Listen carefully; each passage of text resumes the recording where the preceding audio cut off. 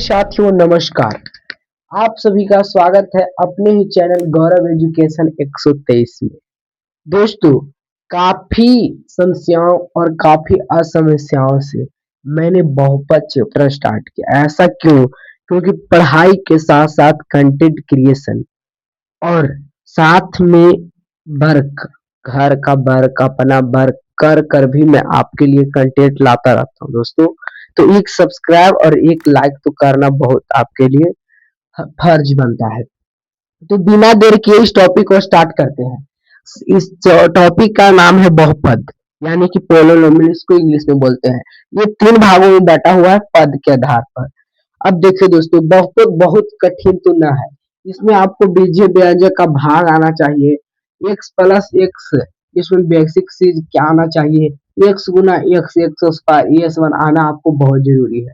अगर आप ये नहीं आते हैं तो अगले वीडियो में हम एक वीडियो डालेंगे खाली बहुपद के बेसिक से, यानी कि एक्स प्लस एक्स क्या होता है, एक्स प्लस टू एक्स क्या होता है, एक्स प्लस थ्री एक्स क्या होता है। ऐसे कर कर हम एक अलग ही वीडियो बनाएंगे जो बेसिक के लिए काफी आप लोगों को फायदेमंद होगा। तो आइए बिना देर के इस बहुपद को चैप्टर को स्टार्ट करते हैं। सबसे पहले कहते हैं बहुपद है क्या। बहुपद का मतलब ऐसा कि जिस चर का अधिकतम मान, जिस चर का अधिकतम मान को बहुपद कहते हैं। अब ये चर क्या है? बहुपद का एक होता है चर और एक होता है अचर। अचर अचर में आ जाता है एक से दो से लेकर इन्फिनाइट तक, यानी संख्या। और चर में आ जाता है ए से लेकर जेड तक, ए टू जेड। यानी कि जो हम एबीसीडी के 26 अक्षर को चर कहेंगे और बाकी सब संख्याओं को अचर कहेंगे। यहाँ तक तो क्लियर हो गया दोस्तों। अब देखिए, पद के आधार पर बहुपद तीन है। एक एक पदी है, एक द्विपदी है, एक त्रिपदी है। और एक पद कहने का मतलब टू एक्स, इसमें एक पद है। और इसे देखिए, टू एक्स प्लस वन, एक और दो, इसमें दो पद है। और इसमें three X plus two X plus one. अब आपको सो क्वेश्चन पूछेगा कि two x square plus three X plus two, इसमें कितने पद है। तो आपको देखना है, पहले तो एक पद टू एक्स स्क्वायर हो गया, फिर थ्री एक्स दो पद, फिर टू, यानी कि इसमें तीन पद है, यानी कि त्रिपदी हो जाएगा। यहाँ तक तो आपको क्लियर हो गया होगा घात के आधार पर। तो हम देखे थे कि पद के आधार पर तो तीन हो जाता है, एक पदी, दो पदी और त्रिपदी। अब हम देखते हैं कि घात के आधार पर बहुपद को भी बांटा गया है। घात कहने का मतलब पावर, यानी कि टू के पावर वन, टू, थ्री के पावर टू। ये जो पावर है इसी को हम लोग हिंदी में घात कहते हैं और इंग्लिश में पावर कहते हैं। तो इसी के आधार पर बहुपद को तीन भागों में बांट दिया गया है। तो आइए इसको बिना देर की इसको टॉपिक को अच्छी तरह से समझते हैं। एक घातीय बहुपद, इसका दूसरा नाम होता है रैखिक बहुपद। रैखिक भी होता है, रैखिक घातीय। ये जरूरी नहीं है, क्योंकि एक घाती आपको एक घात, एक घाती का मतलब एक, और जिसमें एक घात हो उसे एक घातीय कहेंगे। जैसे इसमें देखिए कुछ में तो एक है, यानी कि एक घात अधिकतम है, इसीलिए ये हो जाएगा एक घातीय। यहाँ पर टॉपिक के समझने के साथ साथ आप लोगों को फेयर भी करते जाना है। अब आते हैं द्विघात, यानी द्विघात है जिसका, जिस चर का मान में द्विघात हो। अधिकतम घात कितना होना चाहिए? दो होना चाहिए। यहाँ पर एक रहेगा और यहाँ तो नहीं होगा, यहाँ पर दो है। अधिकतम घात कितना है? दो है। देखेंगे कि दो कितने में आता है? द्विघात में आता है, यानी कि ये बहुपद हो गया द्विघातीय। यहाँ पर क्लियर होते जाए होगा तो लाइक ठोकिए। आगे देखिएगा, कहता है त्रिघाती, यानी कि त्रि मतलब हो जाता है तीन, और घातीय के मतलब हो गया आपका घात, यानी जिस चर मान का अधिकतम घात कितना हो? तीन हो। यहाँ पर आपको देखिएगा कि तीन है, सबसे अधिकतम घात तीन है, इसीलिए हो जाएगा। और इस वन का ये जो आप ए एक्स प्लस बी एक्स पर, इस सब का मानक या व्यापक रूप कहते हैं। एक घाती का व्यापक रूप है a x plus one. B एक द्विघात का है a x square plus b x plus c. A x cube plus b x square plus c, ये है त्रिघात का। अब आप लोग सोच रहे हैं कि ए बी सी क्या है भाई, हम तो पहले इसको कभी नहीं देखे। तो ये और यहाँ पर A B C, A B C ये सब वास्तविक संख्या है। वास्तविक संख्या कहने का मतलब कि ए और बी और सी के जगह पर वास्तविक संख्या कहने का मतलब प्राकृतिक संख्या कुछ भी हो सकता है। जैसे एक से लेकर इन्फिनाइट तक, बी में हो जाएगा एक से लेकर इन्फिनाइट तक, सी को नहीं इन्फिनाइट। जैसे आपको ऐसे दे देगा, जैसे देखिए वास्तविक संख्या टू हो गया तो टू दे दिया ए के जगह पर, फिर एक्स, फिर दे दिया बी के जगह पर दे दिया तीन, तो तीन एक्स हो जाएगा, प्लस सी के जगह दे दिया चार, तो चार ये अचर मान है, समझ गए यहाँ पर। यहाँ तक तो हम आपको समझा दिए बहुत अच्छे तरीके से। अगर आपको नहीं समझ में आए तो आप पीछे वीडियो करके आसानी तरीके से समझ सकते हैं। आप सभी को इतना अच्छा तरीके से समझा दिए, इसके लिए एक लाइक करें, अभी तक नहीं किए तो जरूर कर दे। तो चलिए अब आगे हम लोग टॉपिक पर बढ़ते हैं। आप लोगों ने तो समझ लिया कि एक घातीय क्या है, द्विघातीय क्या है और त्रिघातीय क्या है। अब हम समझते हैं शून्यक क्या है। शून्यक कहने का मतलब दोस्तों कि जब हम किसी भी समीकरण समीकरण कहने का मतलब देखिए, जैसे जैसे हम देखे थे ए x square plus b x plus क्या सी, ये है द्विघात का व्यापक रूप। अब हम इस पर रख देते हैं two x square plus three X plus four, ये चार मान होता है। ये आप लोग अगले ही पाठ में आप लोग देख लिए होंगे, यानी कि पिछले जो वीडियो है। अब यहाँ पर देगा होगा, यहाँ पर अगर हम जीरो लगा दें, क्या लगा दें, जीरो लगा दें, तो ये हो गया शून्यक। यानी कि इस जब हम इसको हल करेंगे तो जीरो के अगर बराबर हो जाएगा तो यानी शून्यक है।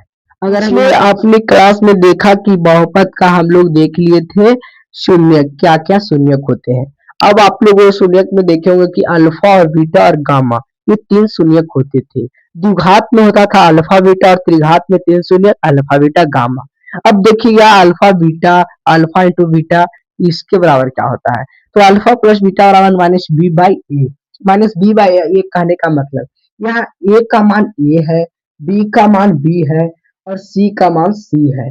अगर यहाँ पर समीकरण दे देगा two x square plus three X plus five, अब आपको बताना है यहाँ माइनस बी का मान क्या है। यहाँ बी का मान आप लोग देखेंगे तो यहाँ पर ये ए हो गया और ये बी हो गया और ये सी हो गया। आप लोग यहाँ पर देखेंगे कि बी का मान तीन है, तो अगर हमको से पूछेगा कि अल्फा प्लस बीटा का इसमें मान बताइए, यानी कि इसके दो शून्यक है और दो शून्यक, यानी कि पूछेगा अल्फा का और बीटा का या शून्यकों का योग भी पूछ सकता है।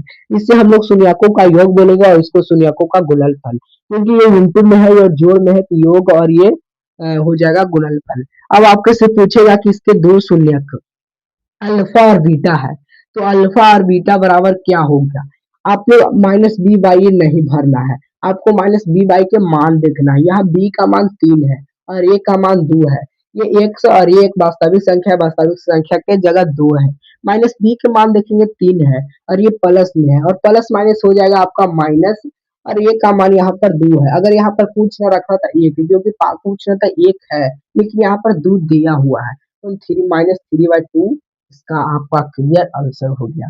अब देखिएगा अल्फा इंटू बीटा, यानी अल्फा इंटू बीटा कहने का मतलब अल्फा का जो मान है और बीटा का मान उसका गुणनफल, इसका होता है सी by A. C by a कहने का मतलब यहाँ सी का मान पांच है और यहाँ दो है, तो हम लिख देंगे इजी से पांच बाई दो।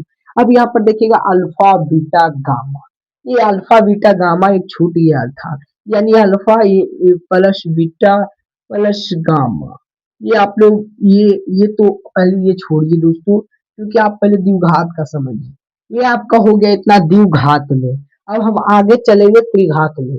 आप इसको स्क्रीनशॉट ले लीजिए, नहीं लेना है तो आप आगे भी बढ़ सकते हैं। अब हम आते हैं त्रिघात की शून्यक।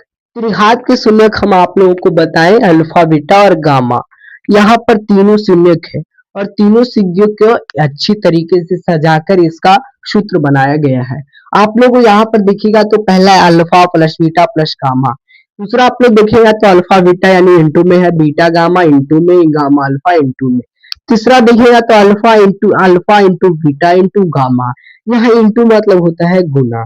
क्या होता है ये इंटू मतलब गुना, या तो आप गुना भी दे सकते हैं, कोई दिक्कत की बात नहीं है। यानी मान लीजिए कि यहाँ पर अल्फा का मान दो है और बीटा का मान चार है और गामा का मान एक है, तो यहाँ आठ ही होगा, क्योंकि ये अब आपस में इंटू है यानी कि गुना है। क्या समझे। आइए अपने तरीके से आपको समझाने की कोशिश करें। आप लोग चाहें तो आप इसको स्क्रीनशॉट ले सकते हैं आप, ताकि आपको अच्छी तरह से याद हो जाए। देखिए दोस्तों, ये मत देखिए कि अच्छा, ये मत देखिए कि बोर्ड कैसा है, क्वालिटी कैसा है, ये मत देखिए। आप लोग देखिए कि इसका नॉलेज यानी कि इसका पढ़ाने का जो स्किल है वो कैसा है, कैसी तरह से ये कम उम्र में बता रहा है। छोड़िए उस पर, आइए alpha eta gamma minus b by a. अब यहाँ पर कहने का मतलब two x square plus three x minus five, ये हमको कैसे फंसाने भाई, पूछेगा कि यहाँ यहाँ पर 3 हो जाएगा क्योंकि 3 हाथ पढ़ रहे हैं। यहाँ पर अल्फा बीटा गामा, यहाँ कहेगा कि इसके 3 शून्यकों का योग बताइए। तो 3 शून्यकों हो जाएगा अल्फा बीटा गामा और इसका योग बराबर होता है माइनस बी बाई ए। यहाँ पर माइनस बी का मान है, आप लोग देखेंगे तो 3 है, प्लस माइनस माइनस हो जाएगा, ए का मान जो आप लोग देख रहे हैं 3/2 हो जाएगा। अब आगे देखिए alpha beta beta gamma gamma alpha. अब कहेगा दो दो करके शून्यकों का योग बताएं, इसका हो जाएगा सी बाई ए। यहाँ पर सी का मान है वो -5 है और ए का मान है वो 2 है। यहाँ पर आपको क्लियर होते जा रहा है दोस्तों, तो लाइक करिए। और नए हैं आप लोग, अगर नया आए हैं सीखने के लिए तो सब्सक्राइब करिए। अगर आप पुराने हैं यानी कि जब से हम चैनल बनाए हैं तब से आप जुड़े हैं तो शेयर कीजिए। तीनों को अपना अपना काम दे दिए हैं, अब अपना मैं अपना काम कर रहा हूँ, आप लोग अपना काम करिए और समझिए अल्फा बीटा गामा। अब alpha into beta into gamma का होता है माइनस डी बाई ए। यहाँ पर पूछेगा कि शून्यकों का गुणनफल बताइए, तो शून्यकों का गुणनफल होता है माइनस डी बाई ए। यहाँ पर अगर माइनस डी का मान देखें तो यहाँ माइनस डी का मान बिल्कुल नहीं है। क्यों नहीं है? क्योंकि यहाँ पर एक और घात होगा, यहाँ पर 3x स्क्वायर हो जाएगा माइनस 5x प्लस सी हो जाएगा। यह होगा आपका त्रिघात का फॉर्मूला। तो यहाँ पर डी का मान जो देखें, यहाँ पर डी का मान जो देखें तो ये हो जाएगा 4 यानी कि -4/a और ए का मान हो जाएगा 2। तो यहाँ पर कुछ इस तरीके से आपको त्रिघात का ऊपर जान लेना है। ये काफी बेसिक चीज होगा। ये ना मत समझिएगा दोस्तों कि ये अब इतना हुआ और काम खत्म। अभी आप लोग ये अभी बेसिक चीज देखें, अभी इसका दुनिया यानी कि इसका भंडार में भी खोना बाकी है। यानी कि कैसे शून्यक निकलता है, कैसे P of X into G of X यानी कि कैसे हम शून्यक निकालें और कैसे बताएं, ये सब आपको अभी पढ़ना बाकी है। तो आइए बिना देरी किए आगे की भी पढ़ाई किया जाए। पहले आप लोग ये समझ चुके होंगे कि अल्फा बीटा बीटा ये सब क्या है।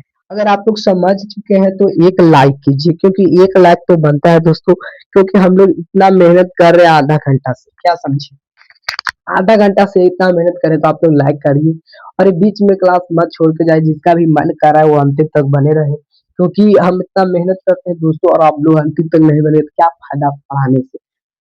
तो आगे की बात किया जाए तो आप लोगों ने समझ चुके होंगे कि अल्फा बीटा गामा क्या है।